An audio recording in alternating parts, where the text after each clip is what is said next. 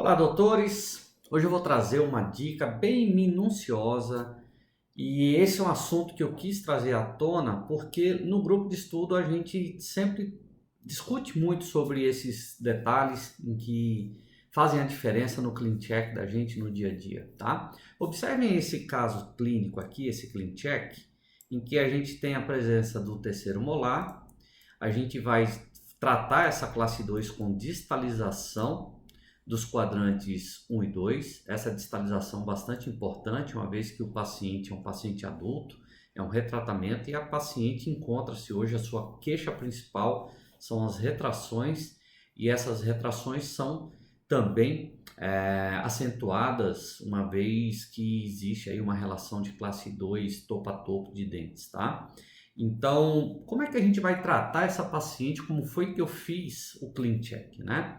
E três detalhes eu vou trazer para vocês aqui, discutir de uma forma superficial, mas que vai poder ajudar alguns colegas aqui a montar esse raciocínio básico biomecânico para tornar os resultados mais previsíveis.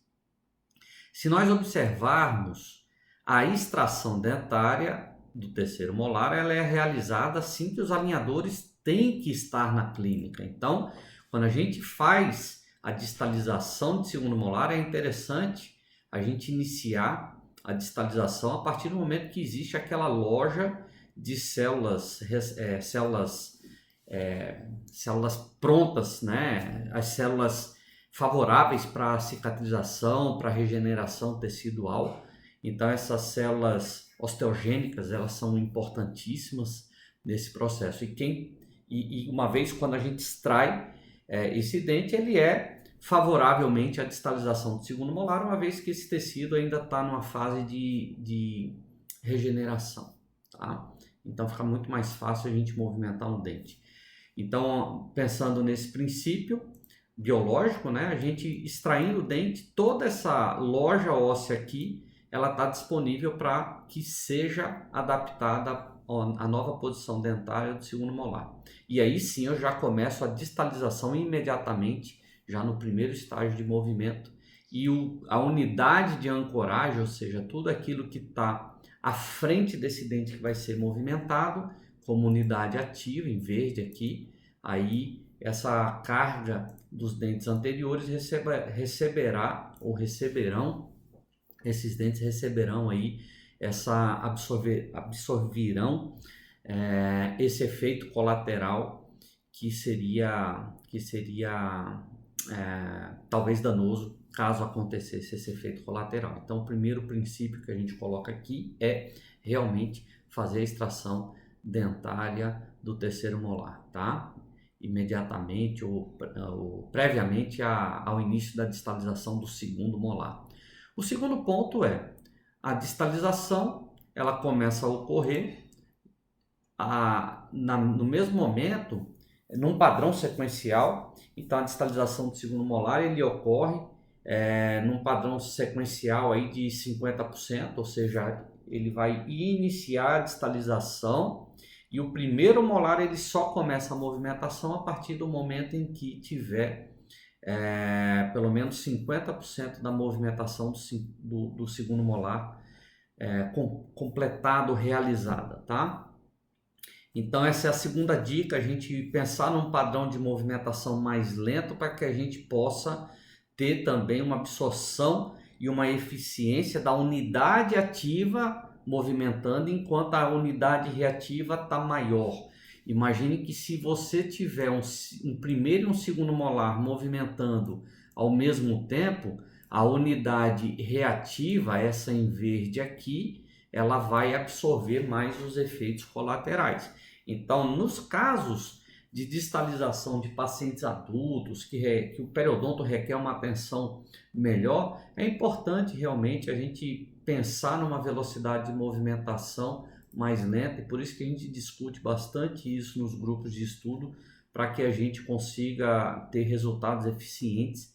Claro que a gente está falando numa movimentação sem usar unidades acessórias ou artifícios auxiliares como DATs, IZCs ou o VPRO 5 ou qualquer outro outra manobra aí de movimentação de acelerador ou de acelerador biológico, né?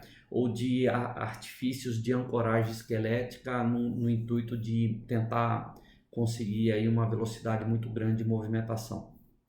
Eu sou mais cauteloso, eu gosto de enxergar o alinhador funcionando e por isso que eu fico bastante atento a essas minuciosidades aí do CleanCheck. E a terceira grande dica é que os cuts eles só estão sendo inseridos nesse CleanCheck quando os primeiros molares começam a movimentação distal. Porque o primeiro molar ele está numa região anatômica crítica, que é a linha do masseter das forças mastigatórias, e esse dente é um dente estratégico, ele precisa realizar essa movimentação de forma eficiente para que não ocorra efeitos colaterais ou que o movimento ocorra realmente.